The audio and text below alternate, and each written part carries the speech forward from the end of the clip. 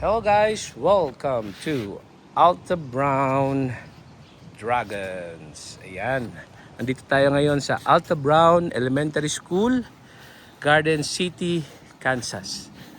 Ayan, samahan ninyo akong libutin ang elementary school na ito. Ayan, papakita ko sa inyo ang community ng Alta Brown Elementary School. Ayan. So napakaganda ng eskwelahang ito.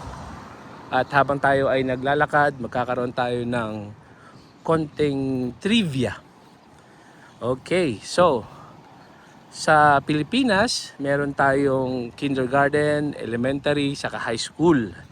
Samantalang dito sa US of A, meron tayong elementary, minsan meron ding tinatawag na intermediate school, meron ding middle school, saka high school. Okay. Ating pag-usapan kung ano nga ba ang ang pagkakaiba nito. At habang dinidiscuss ko ito, ay panoorin ninyo yung community dito sa Alta Brown Elementary School, Garden City, Kansas. So kapag sinabi natin elementary, usually K to 5, kindergarten hanggang grade 5. Okay? Kapag middle school naman, kapag middle school, basically grades 6 to 8. Yung intermediate school, grades 5 to 6. Yan. So hindi lahat ng state ay mayroong intermediate school. So kapag nag-intermediate school, grades 5 to 6, middle school 7 to 8 kapag meron ng intermediate. Kapag wala, middle school lab sa Navajo, ano yung middle school? Grades 6 to 8. 6 to 8. Yeah, grade 6 to 8. At yung high school, grades 9 to 12. Yun po yung pagkakaiba. Sa high school, meron yung grade 9 freshman, grade 10 sophomore, grade 11 junior, saka grade 12 seniors. So napakalawak ng elementary school na ito. Tingnan niyo, oh. Napakaganda. 'Di ba? So habang naglalakad tayo, pwede rin tayo mag-interview ng isang grade 1 teacher, itong katabi ko. Ayaw na niyang magpakita kasi wala po siyang makeup. So wag natin pakita yung muka. Pinalalabas ba ang mga bata sa elementary school? Kagaya mo, ikaw ay grade 1 teacher.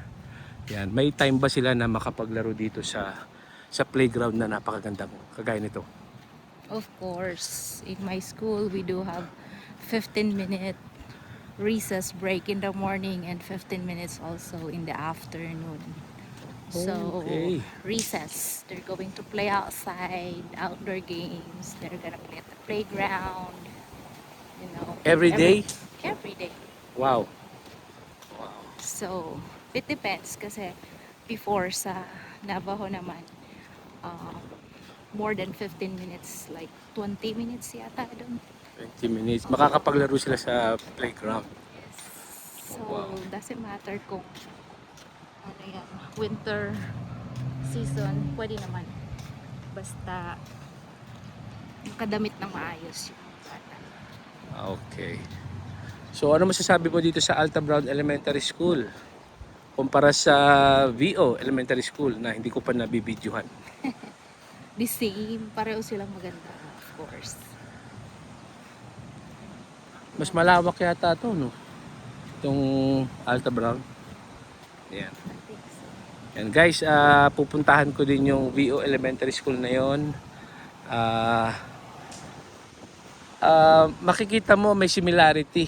Malalaki, mayroong playground, tapos maganda yung kanilang grass, may mga trees, tapos meron ding enough parking areas. So napakaganda. Yan. Sa Pilipinas nga masasabi natin kapag may mga elementary schools, ang nasa paligid ay kadalasan mga tindahan, computer shops, mga businesses related, no? So dito maganda, maayos, walang malapit na nagbebenta ng yosi. Walang nagbebenta ng kung ano-ano man. Ayan. So muli maraming salamat ha kung kayo po ay patuloy na nanonood sa video na ito. Ako nga po pala si Mr. Tim Timan aka Kuya Tim. Kung may tanong po kayo, mag-comment lang kayo dyan. Pero mas madalas ako sa Facebook, Jason Tim Timan. Kung may tanong kayo, willing po tayong sumagot ng katanungan.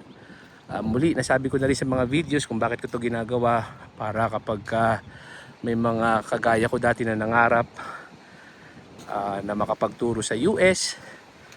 Natanggap ako dati sa Navajo Pine High School. Ang una ko pong ginawa ay naghanap ako sa YouTube ng video ng Navajo Pine High School para makita ko yung eskwelahan sa sobrang excitement ko, no? Makita ko yung lugar. Yan. So ito po ang Alta Brown Elementary School. Isa lang pala to. At shout out sa mga teachers. Yan, teachers dito sa Alta Brown Elementary School. Shout out din sa mga Filipino teachers dito sa Alta Brown Elementary Schools. First time ko lang actually makapunta dito sa Alta Brown Elementary Schools. Ayan. So ito po yung community ng Alta Brown Elementary Schools. Ayan. At masasabi kong magandang eskwelahan at ano pa ba? Pag magtuturo kayo dito, ang kalaban nyo na lang dito ay ang sarili ninyo sapagkat kung ang pag-uusapan ay trainings, actually ngayon pa lang meron na kaming trainings online trainings na dapat gawin, no? So may mga blood pathogen trainings kami, CPR, at kung ano mang maraming trainings, no? Magsasawa ka talaga. Yan. So pagdating naman sa mga instructional materials, wala ka ng problema dyan, provided. Tama ba yun, Mrs. Tim Timan, na teacher ng elementary schools? Yeah, of course. Everything is provided. So, they're gonna give you the curriculum, lesson plans, instructional materials, everything that you need. May software ka na gagamitin. Tapos, kung ano kailangan mo, magsabi ka lang, request ka lang sa principal mo. Yan, pagbibigyan ka nila, i-order ka nila. So, wala kang poproblemahin na galing sa sarili mong bulsa kasi bibigay nila lahat sa iyo na kailangan mo. Pero, kailangan mo lang magturo na maayos. Execution na lang. Yes, at the same Diskarte. time, tapos makita nila yung progress ng mga estudyante mo. Yan. Salamat po, Mrs. Tim Timan. Yan. So ito, nandito na tayo malapit na tayo makarating dun sa kung saan tayo nagsimula na lugar. At tayo ay pakita natin to ulit itong Alta Brown Elementary School. Yan, nandun yung address 1110 E-Pine. Yan. So ito po ang itsura ng Alta Brown Elementary School. Yan, siguro kung napapanood nyo to at kayo ay natanggap sa Alta Brown Elementary School at nasa Pilipinas kayo, siguro yung excitement, naalala ko tuloy yung first time akong yung natanggap nga ako sa Navajo Pine High School. Talagang pinapanood ko yung mga videos. Minsan nga wala. Minsan yung mga videos ay sa loob lang ng school. Wala talaga yung labas na yung community. Wala. Kaya nung natanggap tayo, gumawa tayo ng mga videos, no? May pambili pa ako ng drone noon, no? May drone videos pa tayo.